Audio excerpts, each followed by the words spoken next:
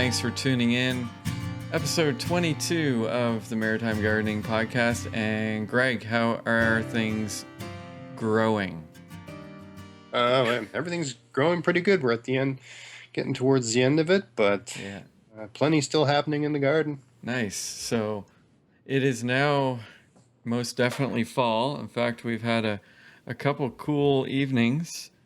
And Risks of frost in low-lying areas. Yeah, so I think it's going to warm up a tad for a few days, but we'll see. We're going to get some rain anyway. So you're going to be talking fall gardening today. Yeah, just talking about for the benefit of people that are new to this or getting into this, or and even if you've been at it for years, it's always good to get a sense of what other people do. Right. So just some things to bear in mind as we move into the colder months, and there's so much that you can do. We tend to look at this time of year as a time to sort of, if you're harvesting some of your vegetables, and there's some activity going on. There's harvesting right now. It's September, but we tend to look at this as the end. Yeah. And really, the fall. And this is. We should mention this is our second to last episode, so there's not going to be much more. So I'm talking about today. I'm going to be talking about an array of things leading right up till December, because we're not going to be doing this in December. No. So more on that next episode. But this is a time of activity in your garden. I'm as busy in the fall, maybe even busier than I might be in April or even May. Yeah. I try to do all the hard stuff now because it's just so favorable outside. There's no mosquitoes, there's no black flies, there's no horse flies. It's nice and cool, but not too cool. It's just a good time to do a lot of things, all this sort of organizational, structural work type things. This is the time of year to do it. Yeah. So fall is a time of it can be, if you're like me, and you or you're thinking along these lines, that your garden can be, not everyone looks at it this way, but I view my garden as my exercise program. There's always something that I can do. I could go out there right now if I had a headlamp, and I could work until I collapse. Yeah. Get to it. And I never feel like, because I'm always at it, but I'm only ever at it when I feel like it. There's things you got to do that are time specific, but if you're, every day any given day of the week when you've got an hour or so, or even half an hour, you go out there and chip away at different things. If you're always thinking that way, you're never overwhelmed with anything. I know so many people that go overwhelmed with the prospect of putting their garden in, or doing this or doing that. But if it's just something that you're constantly chipping away at, and it's so much more pleasurable. Think of all the things you have to chip away at in your life: the laundry, the cleaning, the dishes. Those are all, it's just the worst. But I never feel that way when I'm out in the garden. It's never a chore. Nice. It's a great, you can be active, physically active and outside, and active in your garden right up until December. And the more energy you put into it, the more easy it's going to be getting back in next spring. It'll just be like slipping into a warm bath, because think about all the things you have to do to get in a position to plant in the spring, and do all that stuff now. Yeah, why not? Do all of it now. You don't need to do it in the spring. You can do it now. So, and oftentimes if you're getting soil amendments or whatever, a lot of that stuff's cheap now. True. So it's cheaper now. Yeah. Save some money. Or if you're collecting mulch, the leaves are going to start falling. You can use leaves from trees. There's lots of different things you can use. So that's the sort of stuff we're going to talk about today. Okay, cool.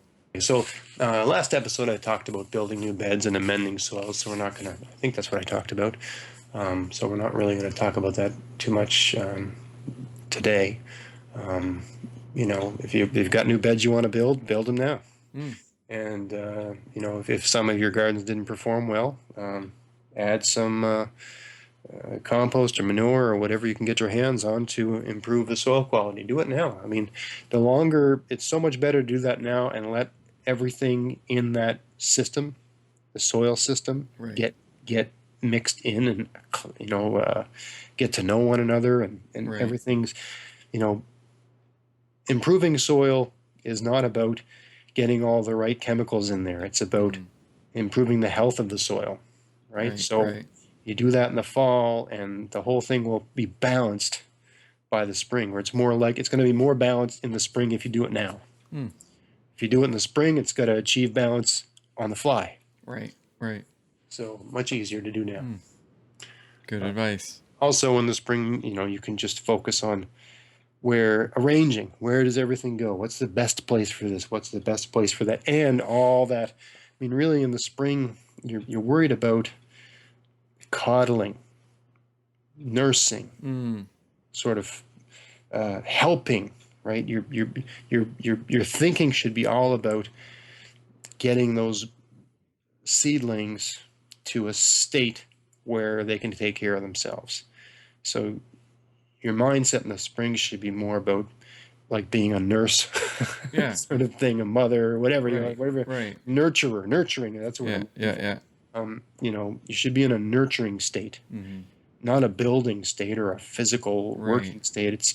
It's nice to just be in one mode in the Mm. spring. You've done all that other stuff, so all you got to do is plant and Mm-hmm. nurture, Right. right? Right. And planting is also designing. Where should everything go? What's the best place for everything? So it's great to be just in one or two mindsets instead of five mindsets. Mm. Do a better job of it because you're not distracted, right? Yeah. So yeah.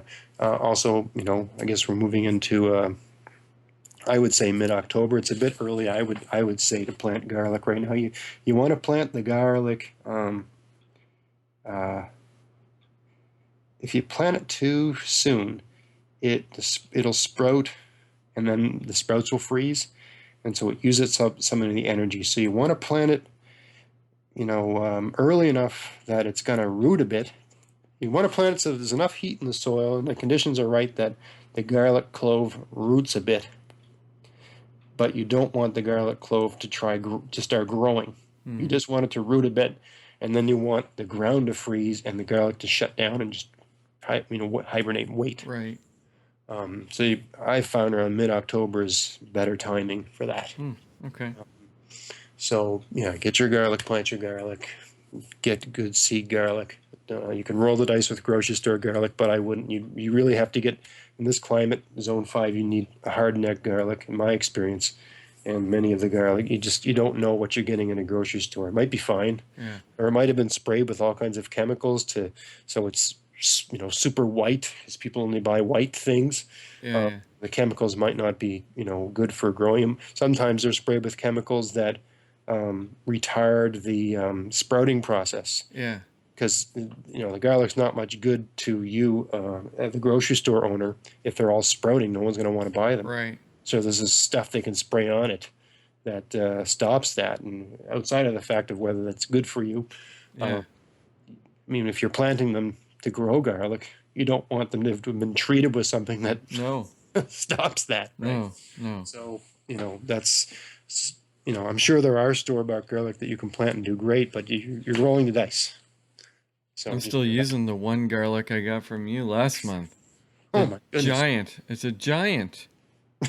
those were fantastic. I Massive. can't. These I recipes are calling for one garlic clove, and I'm looking at it and I'm trying to figure out how many ways I cut it in half. how It's many? huge. What proportion of Yeah. one clove is equal to a normal one clove? Yeah, I'm pretty sure that one I got from you is probably equal to 3 or 4 other ones. They came out really good this year, and I've put aside all the biggest ones to replant for next year, and I've stopped eating. So this week, when I went grocery shopping, I actually bought garlic. Uh, Not because I don't have garlic, because all the garlic I have, I want to put back in the ground. Eventually, I'll get at a point where hmm. I don't need to save so many. Right. But what I try to do is, until I get the amount of garlic I want, I replant half of it each year. Yeah. And I gave away so much this year. I was so proud of my garlic. I gave them away. I should Yeah. have Well, it was ordered awesome. them. I should have kept them. You're not getting mine back. Ever. Exactly. Yeah. But yeah, I've used mine all up, and now I'm back to buying, Yeah. crappy garlic again. Oh well, next Yeah, year we'll well, have even more. yeah, exactly. Exactly. So So, what else? So we've already talked about all that stuff. So what else? So, um, around this time of year, your tomatoes, your beans, your summer squashes, all those heat-loving plants, peppers, if they're not done, they're close to done because frost's coming soon. And there's lots of things you can do to, you can cover them and you can um, build some sort of structure around them. hmm But I mean, you're delaying the inevitable, right? I mean, we yeah, live in the north, and those are summer things, and summer's over. So pick your carrots, do something with everything, make chow out of the frost is going to come.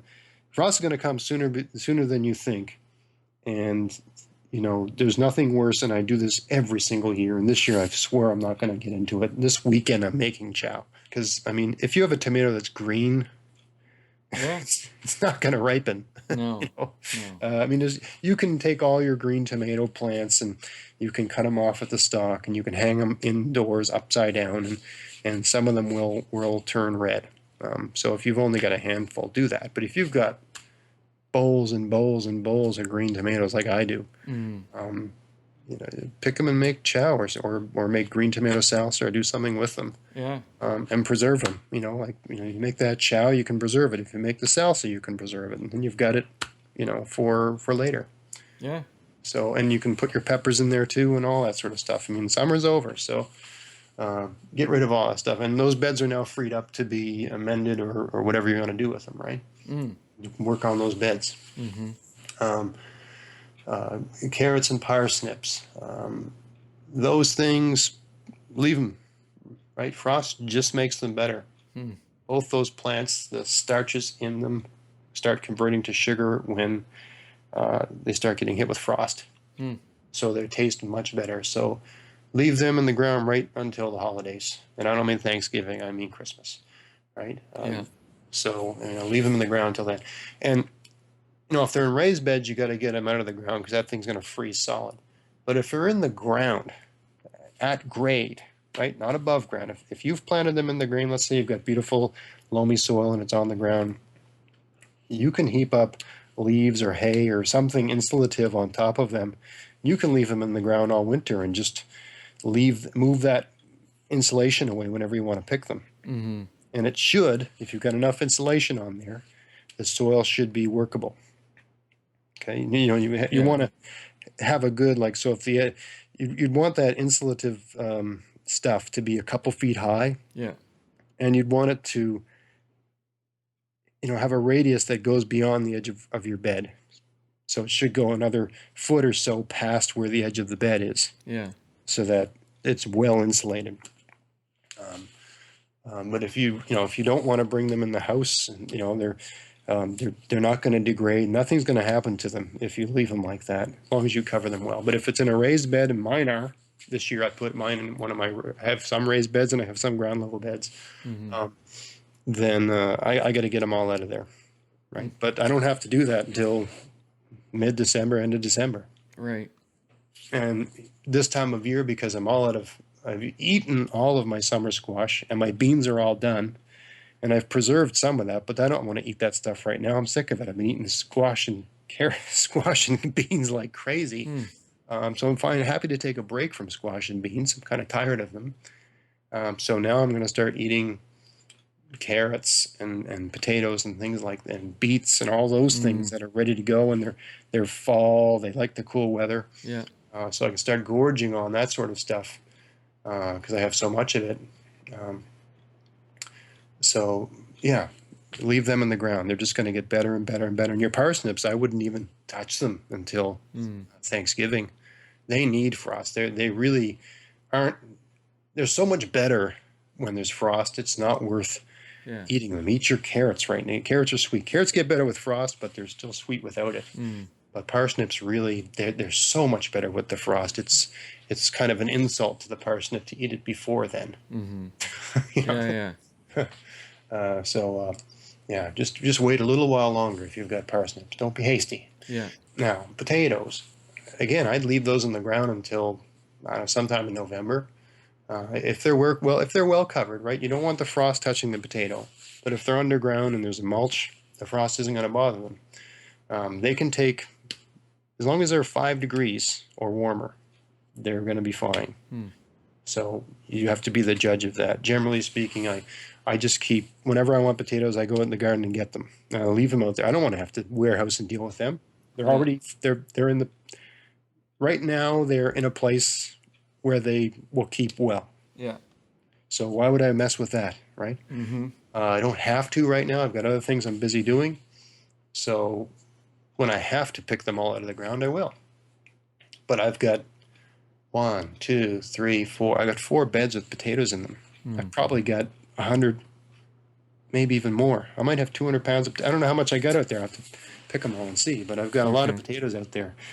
So when I have to bring them in, and, that means I got to get boxes. I got to put newspaper. There's all these things you got to do to, ensure that your potatoes keep well. So, I mean, you can leave them, you might even be able to leave them right up until the holidays, but it's risky, right? Mm-hmm. The older it gets, the more of a risk you have of ruining your potatoes because they cannot freeze. They have to stay refrigerator temperature or warmer. You bring them in, you store them in a cool, dark, dry place. I found that, you put them in a cardboard box, something that breathes a bit, and you put, crumpled up newspaper and stuff like that in between them. So there's a bit of, the newspaper has this effect of keeping the light off the potato, Mm-hmm. but also controlling the humidity, right? Not too dry. It does this weird sort of thing where it keeps the humidity Right. just right, like a cigar humidor, sort of just right, whatever that is. Um, so yeah, and it's newspaper's cheap, so it's easy to get a hold of. Right. Store them in a cool, dry, dark place. If you've got a drive-in garage that's connected to your house that's not heated or it's around zero, our garage, the heat's on zero because you can't put it any lower. It seems to stay around 4 all winter long. It's perfect. It's a perfect cold room for potatoes. Hmm. And put aside your, if you had a crop or whatever that did well, put aside your biggest and best potatoes for next year, right? Put them in Mm-hmm. their own special box that's a box that's going to close up in a way that no light's going to get in, right? Put that in the coolest part of your cold room. Not too cold, but you Mm-hmm. don't want them near warmth because the last thing you want with potatoes that you've put aside to be seed potatoes is to open up the box in May and each potato has an eye a foot long growing out of it. Right. And I had some of mine this year with like that, and you can plant them and you'll get potatoes out of them, but they aren't nearly as productive as potatoes that have little short stubby eyes. When you take your seed potatoes out of the box in May, they should have just little nubs on them, Hmm. little short stubby nubs. They shouldn't have long, foot long, 6 inch long or whatever eyes. It's just taxed. It's taxed the potato and used up a good deal of the energy in the potato, and you're just not going to get the yield Hmm. that you want. You'll still get a yield, right? Mm-hmm. I mean, if it was the end of the world and that's all you had, that's that's what you got. Yeah. But you don't get as good a yield. You don't. Yeah. So you got to figure out a way to keep them not getting too hot, but not getting too cold, and no light, and just the right humidity, Mm-hmm. and they should be fine. And I found that, yeah, putting them up like sealing them in really good and something that breathes a bit with newspaper. I've tried different things. Last year I thought I'm going to mimic them being underground. So I put them in boxes, and in the box I put sand, and then I put a whole tier of potatoes, and then I covered that with sand until there was like an inch of sand over that tier of potatoes, and I put another tier of potatoes in. So I Mm-hmm. had all these potatoes. Every single potato had sand around it, and then I covered the whole thing with a couple inches of sand. Yeah. The box weighed like 300 pounds. Yeah. Yeah. Sand, Yeah. and I closed it up and put it away. And I thought, that's going to work. And when I opened it up, every potato had an eye a foot long. So that doesn't work. Yeah. So this year I'm going to Yeah. try the paper approach. And I think the sand must have let in too much light, or I really don't know, or got too warm, or Mm-hmm. it couldn't have been too cold because they're going to grow eyes to find looking for light. So once they gotten too, once it gets a certain temperature, the potato starts looking for light. Or once, Mm-hmm. not quite sure how the process works, but and if anyone's got some great tips for Yeah. how to put seed potatoes away in such a way that they don't grow eyes, I'd love to hear. Mm. I'm still at the experimenting stage. I've never really achieved ideal stored potatoes. I save my potato every year and I plant them, but I always seem to have these outrageous eyes, and I haven't really mastered the secret. It might just be that I don't have a cold enough place to put them. Maybe my Yeah. garage isn't cold enough. I don't know. Yeah. Um, but even then, I seem to still get pretty good crops because I'm putting aside my biggest and best. Okay, strawberries. Um, and this is something a lot of you're not going to get from a lot of different sources, but this works for me. Mm-hmm. Um, in early fall, now, you'll notice that a lot of your strawberries have put out runners. They'll send out this funny looking stem from the main stem, and it'll go about a foot and a half or 16 inches from the main plant and try to set down a new plant. Right. It's like a stringer and Mm. sends out these, it's like an arm that goes out and it goes out in an arc and then it sets back down and strawberry tries to grow there. And then another one might come from that and try to go somewhere else. So that's Mm. your strawberry trying to propagate itself. Mm. And you can just let it go where it wants. But I tend to see where they are, and there's a once it sets down that runner to where it wants to grow, it takes a few days to a week for roots to go down from that little Mm. nodule into the ground. So you've got a bit of time where you can move it to where you want it to be. Yeah.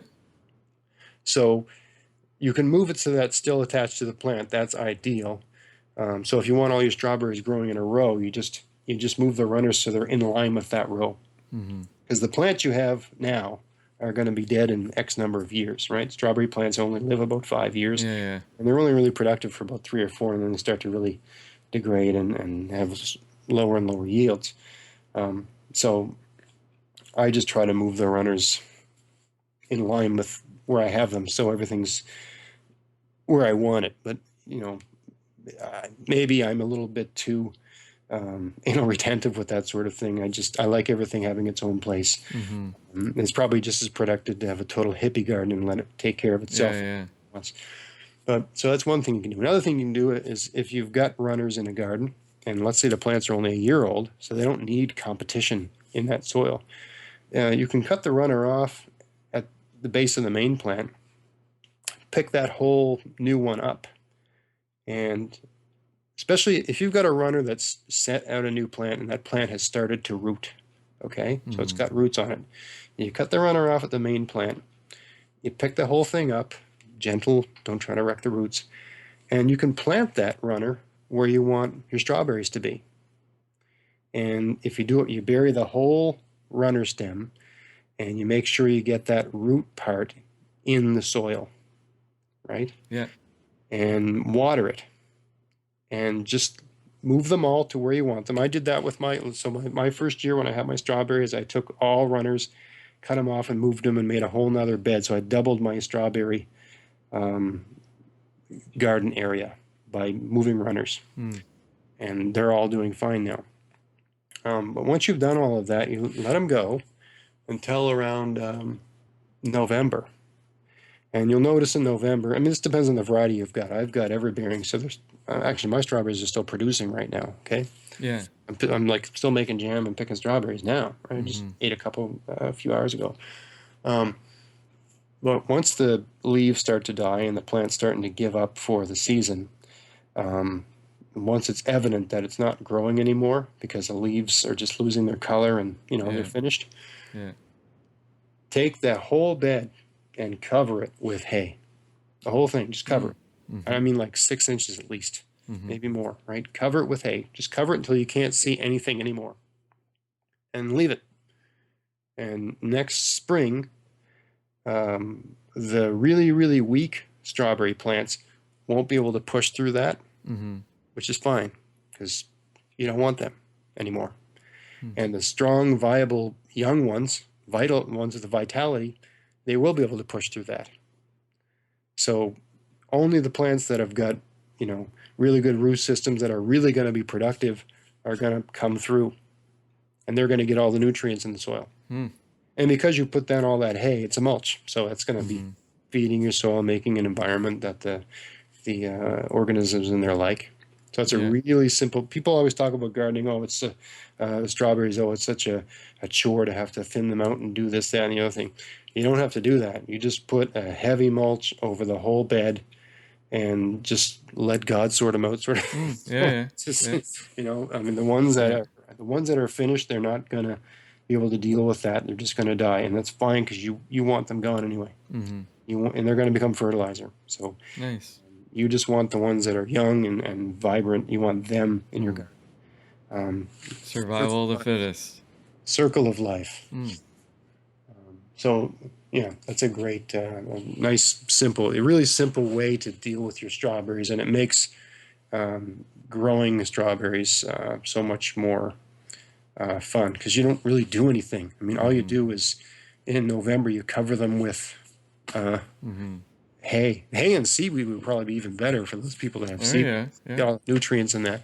But you just cover them with something, just blot out the sun, and then next June, July, just watch them grow and eat them. Right. The Huh. only work I have to do every year is just covering them. It takes no time at all. Huh.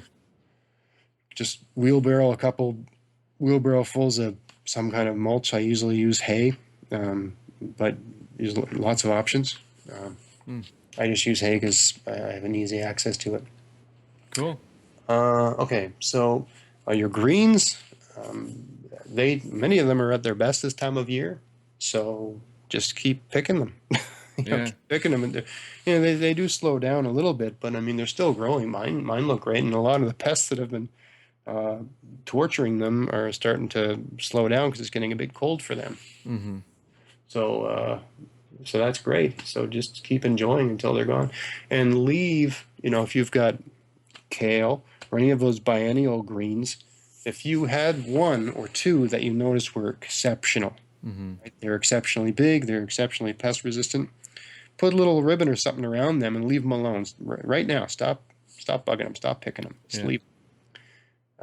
Let them just grow and gather energy.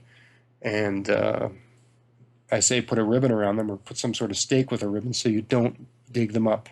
Mm-hmm. Right? Leave them in the ground so they can go to seed next year. Because if they did really well in your soil conditions, then you want their seeds, Mm. right?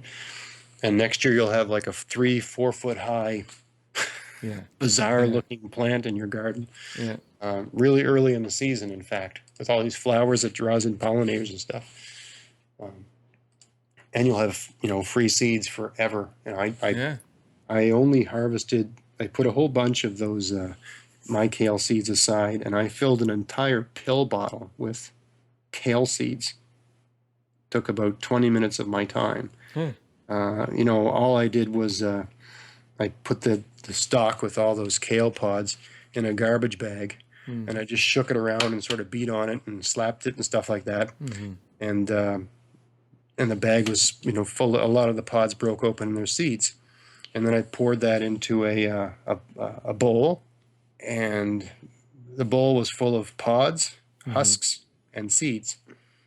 And then I went outside, and I had another bowl, and you just pour the one bowl into the other bowl with a bit of a breeze in the air, Right. Right. and that's called winnowing. Right, that's the way they used to break up the wheat from the chaff. So you pour the one, you hold the one bowl about 2 or 3 feet above the other bowl, Mm-hmm. pour the one into the other, and the seeds, because they're dense, they fall straight down, and all that rubbish, the husks and stuff, it blows away. Yeah. And you do that a few times, and before you know it, you just have seeds because it's the densest thing. Hmm. So it only takes a minute, or it takes about a minute of just pouring one into the other, and before you're going to lose the odd seed.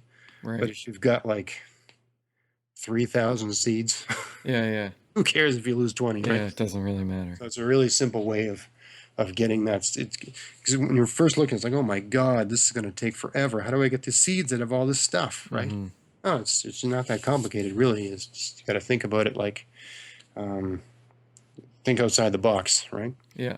Or think outside the century. How did people do this stuff? Yeah. Yeah. Right?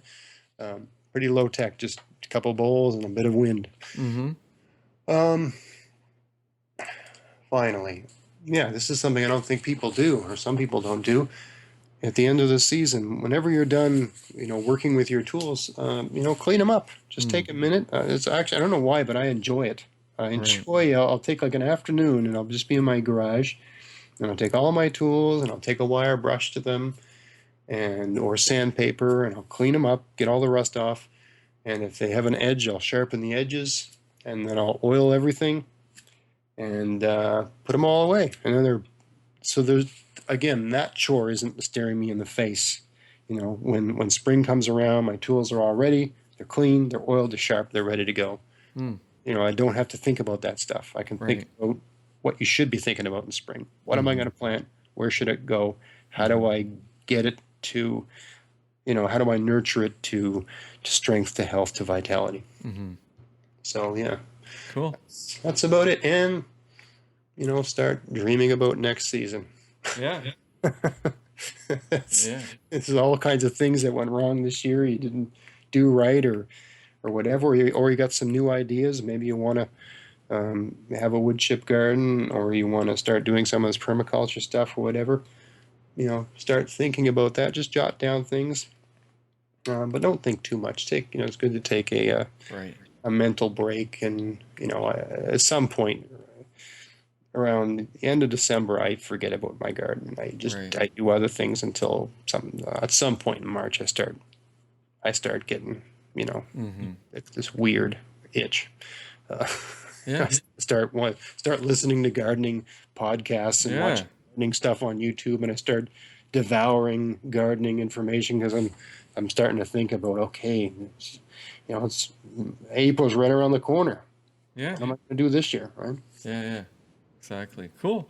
Yeah. Awesome. Another good show in the books. And we're winding down. And hopefully, if you tune into this one, you'll catch the next one. We'll kind of be explaining the direction we're headed and where we're coming from with this show and all that good stuff. So be sure to tune in. Yeah, be sure to tune in for that. As always, show notes can be found for this one at maritimegardening.com/022. And we thank you for listening. Oh, and to mention the show notes. The show notes are, I don't know how many people read them. I write them. Yeah, Greg writes them. But a reason you might want to read them is that I tend to, what I do is I listen to the show. I don't write them before we record. We record this we have a few, we jot down topics and things we're going to talk about, then we just do it. Yeah. And then I listen to the show and then I do the show notes. So the show notes are an organized summary of what was discussed, but I'll also notice things I missed or things I forgot to mention or details, so I'll add things that I put in the things that I should have said. So Greg critiques his own recording. He's the first listener, and then I don't mention the mistakes in the show notes, and then sprinkles it with bits of gold. Yeah, exactly. Yeah, just like, I should have said this or I should have said that. So I try to, in a certain way, it's a very, a much more thorough or methodical. I mean, there's less content because I try to keep it to 2 pages or less. Yeah, no, it's very good. They're very focused. They're brief, concise, and definitely. If you like the episode, even if you didn't, check out the show notes. Yeah, because there might be more. There's things. It's the main stuff, but there's other things. The things I forgot to mention or should have mentioned or whatever. I'll tend to be a bit more because I'm writing. Yeah, I want it to be good writing. I've got the time to sit down and word it just right. Right. So yes, read the show notes. Yes. Because Greg puts in the time. Exactly. Yeah. No, that's good. Good advice for sure. Yeah, definitely. And or maybe you don't have time or the ability to listen to the show at a particular time, but you can bring up the show notes. You can print them off. Yeah, you can read them in your office. It's mobile friendly. I'll tab in and out of that thing. Exactly. You should be working. You can be reading the show notes. So. Exactly. Do not miss it. Awesome. On your break, of course. Oh, yeah. Of course.